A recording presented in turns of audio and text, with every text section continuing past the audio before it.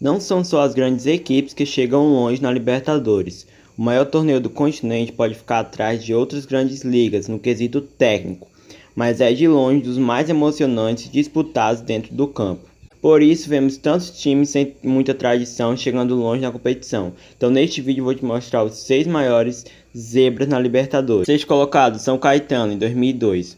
Quem é mais novo pode até estranhar, mas o São Caetano já foi finalista de uma edição da Libertadores. Após terminar o Campeonato Brasileiro de 2001, na segunda colocação, o time do ABC Paulista conseguiu uma vaga para a competição continental no ano seguinte.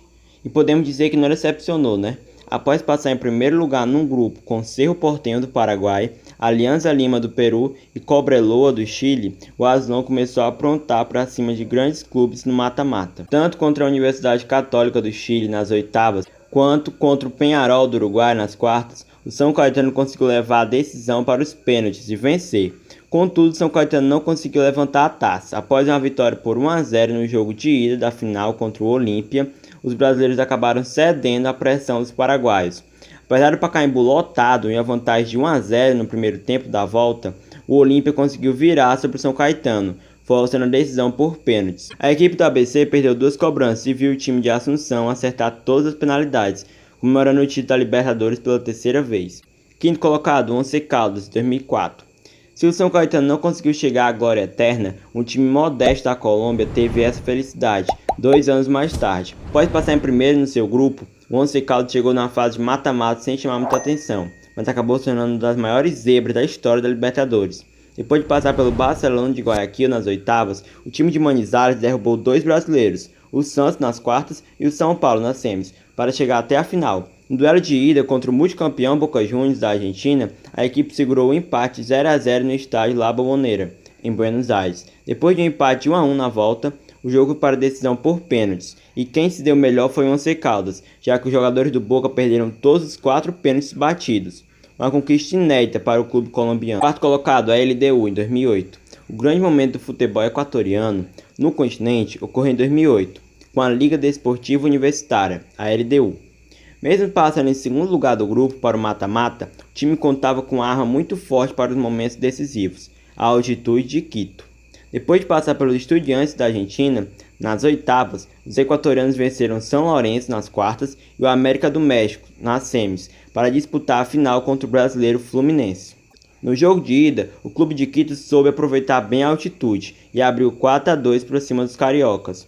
Já no jogo de volta, no Maracanã, o Flu contou com a força de quase 80 mil torcedores para fazer 3 a 1, levando mais ao final de Libertadores para os pênaltis. Mesmo com a atmosfera a favor do tricolor das Laranjeiras, Conca, Thiago Neves e Washington erraram as cobranças, fazendo com que a LDU se tornasse a primeira campeã continental da história do Equador e uma das maiores zebras da Libertadores. Terceiro colocado, São Lourenço, 2014. É difícil imaginar que uma competição nascida lá na década de 1960 ainda consiga, depois de mais de 50 anos, reunir uma decisão de 2 finalistas inéditos. Pois isso foi o que aconteceu em 2014, quando o surpreendente São Lourenço se sagrou campeão em cima do Nacional do Paraguai, que era completamente inexpressivo no cenário continental. O sucesso da equipe argentina veio embalado por um choque de gestão que a tirou de um processo de quase falência e pela fama global que havia acabado de conquistar, graças à ascensão do seu torcedor mais ilustre, o Papa Francisco. E o segundo colocado também não podia deixar de fora, da lista, o Nacional, que fez a final com o São Lourenço. Diferente do time uruguaio, com o mesmo nome, o Nacional do Paraguai é um time bem mais modesto, que nunca tinha passado da fase de grupos da Libertadores até 2014, quando fez uma campanha memorável. Mesmo indo para o mata-mata com a pior campanha entre os classificados, o time de Assunção foi aguerrido e passou pelo Vélez Sarsfield nas oitavas e o Arsenal de Sarandi nas quartas. Na semis tivemos talvez um dos confrontos mais zebras na Libertadores. Enquanto o Nacional passou pelo Defensor Sporting do Uruguai, o São Lourenço passeou para cima do Bolívar da Bolívia. Já na decisão, o time paraguaio acabou não sendo páreo para os argentinos, que depois de um empate 1 a 1 em Assunção, São Lourenço venceu o jogo de volta por 1 a 0 em seu estádio e foi campeão do torneio pela primeira vez. Mesmo com o revés, a campanha ficou marcada na história do time paraguaio.